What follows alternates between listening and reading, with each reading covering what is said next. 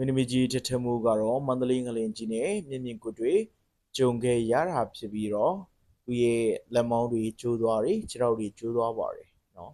ခုချိန်မှာဆိုတော့ပြစိတ်မကောင်းဘူးမင်းသမီးကြီးထထမှုဟာပြန်လဲနလန်ထူနိုင်ဖို့အင်မတန်မှခက်ခဲပါတယ်အနည်းမရအလုပ်တွေကိုဆက်လက်လုပ်ကိုင်နိုင်ဖို့မသေးချတော့ဘူး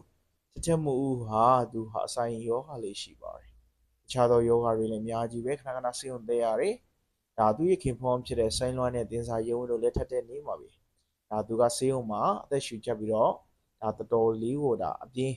ဆေးရုံတက်ပြီးတော့ဆရာဝန်တွေအသက်ကယ်များလို့အသက်ရှင်ခဲ့တာပဲဖြစ်ပါတယ်ဒီကောင်မှလည်းတက်တက်မှုကမန္တလေးမှာတော့ပွဲသက်တွေလက်ခံဖြစ်တယ်ဗျအချောင်းကြီးကတော့သူ့သမီးလေးနဲ့လည်းတွေ့ရတယ်ပေါ့ဗျာမန္တလေးမှာအလုပ်တွေများများလက်ခံဖြစ်တယ်ဆိုတော့ကသူ့သမီးနဲ့လည်းခဏခဏတွေ့ခွင့်ရတယ်ဒါတော့ဒီကအချောင်းကြီးပါပဲเนาะတခြားသောရောင်မှာထက်မန္တလေးမှာအလုပ်တွေလက်ခံဖြစ်တာကအဲ့ဒါကြောင့်ပါဆိုတော့အခုထထမှုကဒါသူ့သမီးလေးနဲ့လည်းတွေ့လို့ရတယ်เนาะဒါဆိုင်ဖွင့်ပွဲမှာမန္တလေးမှာတွားရောက်တဲ့အချိန်မှာပဲခင်မမချားစွာပဲတကယ်ကိုမှငလင်ကြီးနဲ့ကြုံတွေ့ခဲ့ရပြီးလက်မောင်ယူကျိုးသွားပါတယ်ခြေထောက်ကျိုးသွားပါတယ်เนาะအမှန်မထင်ပဲခုလိုမျိုးဒုက္ခိတအခြေအနေရောက်သွားပါတယ်ဆိုတော့အင်မတန်မှစိတ်မကောင်းပါဘူးမြန်ချမ်းပါပါစေလို့ပဲကျွန်တော်တို့အနေနဲ့ဆုတောင်းပေးပါတယ်နောက်ထပ်အမှုများလုပ်ဖို့အတွက်တော့မမျှော်လင့်တော့ပါဘူးဘာဖြစ်ဖြစ်ကြမမာနဲ့နောက်ဆုံးတော့เนาะလန်ကီကိုဘဝရဲ့နောက်ဆုံးချိန်တွေမှာကောင်းမွန်ဖြတ်တိုင်းနိုင်ပါစေမင်းသမီးကြီး